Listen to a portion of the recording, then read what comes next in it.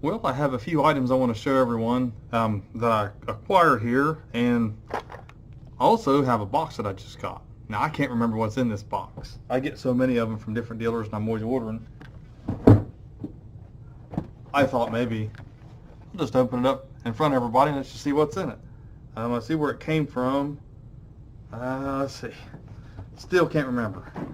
A lot of times when you buy off of the dealer groups and dealer networks, their names, their usernames of the private accounts, and you don't always know what business they're from unless you've done the business with them before. Well, this is not familiar to me. It's not a familiar business name. So let's just see what we got here. Then I know my last video, a lot of people are complaining about the sound. Well, we have no air conditioner in here. We just got it fixed just now. It's starting to cool off. I had a big fan going, and I thought I could get by with that, but I couldn't. Another 85 degrees in here, so it was really hot. I let everybody else go home. Closed up early. So, I apologize for that, but that's the reason for that. I know sound isn't the greatest anyways.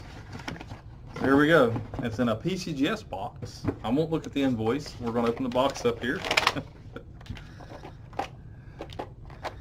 Well, they got her taped up really good. I know it's slab coins. Let's see. Turn around this way. Ah, yes. Are you ready? Ta-da! It is the 2020 V75 Privimark, and it's a World War II 75th anniversary, mint date 66. And if many of you don't know this year they put a Privimark. It's right there. Get it closer so you can see it better. Yeah, you can see it right there. It's really cool. So I've got these here, and they're all the same from the Weir Farm Historic Site. They had that really neat holder on D-Day, and I thought that would be really cool. I honestly, I did not know what this was. That's pretty cool. And then I wanted to show everybody this. I bought a couple of these and I forgot to show it, but man, these thick slabs are just, they're crazy. But I love this coin. This is probably my favorite commemorative coin ever. I just think it's very beautiful coin. 5 ounces of silver, of course, goes for way more than melt. But that is a very, very beautiful coin. Yeah, it's nice. It's a concave on one side and convex on the other. Just a real beautiful coin. And then there's a few like seeded coins that I have. That's a 1891, and these are seeded half dollars. Haven't really offered these much as far as the graded versions are concerned. I have a few of those. And I'll take this out of the package. So for all the seeded half dollar fans out there, this is some pretty cool looking coins. I like the seeded designs as well.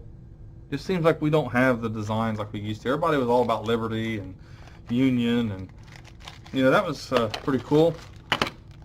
The stars and the shield and different things, and it seems like kind of now like people take the freedom we have for granted, it seems like. Here's a 1870 AU-53, and for whatever reason, when they're in AU and up, they're just a really beautiful coin. They look better to me in the almost uncirculated to the MS grade. I know they look good otherwise and they're nice coins, but for some reason when that mint luster and the details, you can really see the details on these coins, and I really love them when they look that good. I got a few more here. Here's an 1860 AU-50 and an old green holder.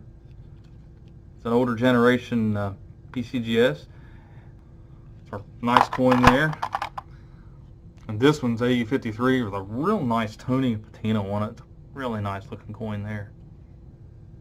1860. Like I said, AU-53. Pretty nice looking coin. I think there might even be a AU58. It's real nice. We got this one here, 1860. It's an AU50. It's a little more on the whiter side.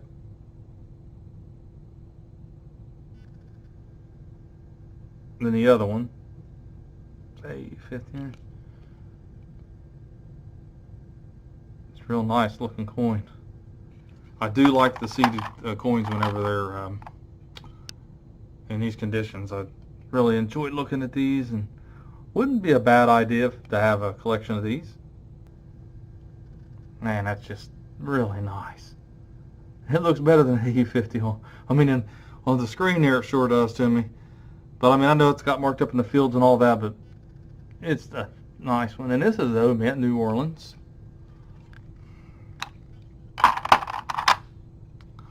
And this is an 1859 O, and it's extra fine 40. It's a little darker.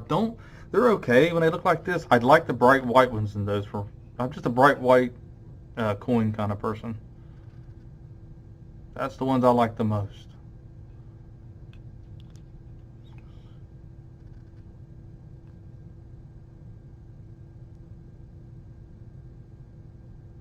It's just harder to image them and show them whenever they're darker. And then here, this one has the arrows to signify a change in the silver content. And then here's a 1854 O, extra fine 45 with arrows. It's a pretty nice looking coin too. But like I said, don't look as eye appealing to me as, and I see something on this mint mark here, let me see, as the ones that have the mint luster. I just like the mint luster on a seeded coin. Probably a little D-lam or something, not much of anything there. Hard to see. Then I have an 1845 O, PCGS AU53. Now we're getting back into my style. That's what I like right there.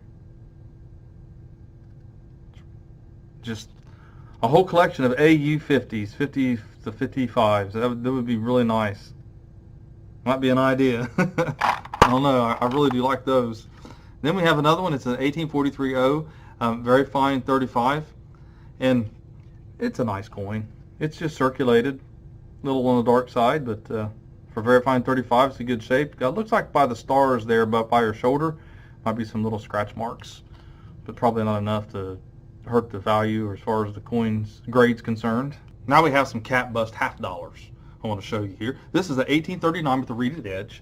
When they first came out, they didn't have the reeded edge. I'm going to go from the most recent on back on these, the way I've got them in the thing there. They're pretty nice coins. Got that, and very fine 30 on this one here. See the reverse. And you know, these you get a wide array, you get dark ones, and you get, you know, it's the same thing. They all kind of tone. They get that patina, like this one here. I mean, I'm the same way on these. I'm just a bright white coin person, that's all. I just like mint luster on a coin. This is small letters. Some of the Overton varieties on these can really become valuable. When you see 0101 or something like that on these, it's an Overton, what it's called. Overton mapped out and basically wrote the book on the varieties, dye varieties for the cap bust. He's one of them that did it. This is an 1832 again. This is the large letter version of it. Another nice lustrous coin.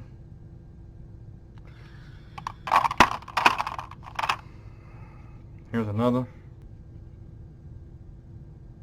This in here is an 1829 extra fine 40. Pretty nice coin too. Then we have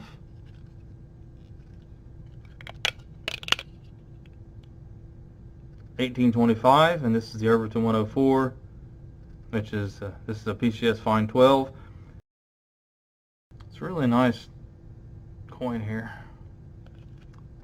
So when you see these, this is 1824 very fine 30. It's an Overton 115. This one here is an 1818 AU50. And it's okay. I mean, it's an earlier year, so obviously that's appealing in itself, how old it is. when it comes to that. But, you know, the darker coins is, some people love that dark coin look and appearance. So this in here is an 1814 fine 15, another dark looking coin. Typically when they don't look dark and they got this much wear, they've been cleaned. I think I've shown that in a video before a little bit on one that I submitted. Then I have an 1811, and it's a very fine 35, the small 8. And this is the thing, I mean, we're talking 1811. I mean, that was right before the War of 1812. I mean, this is just, I mean, it's kind of cool to think of the history, the hands that this went through, who spent it. I mean, I don't know, it's just, it's exciting to think about it. You know, just 1811. And then to top it all off, I've got this date. An 1810 and very fine 25. Real early cat bust half. I mean, we're talking, what did this buy back then? You know, what did 50 cents buy back in 1810? You know, and the fact that it survived this long, it's just a really cool piece of history. So I hope you enjoyed this. Please hit the sub button and have a great day.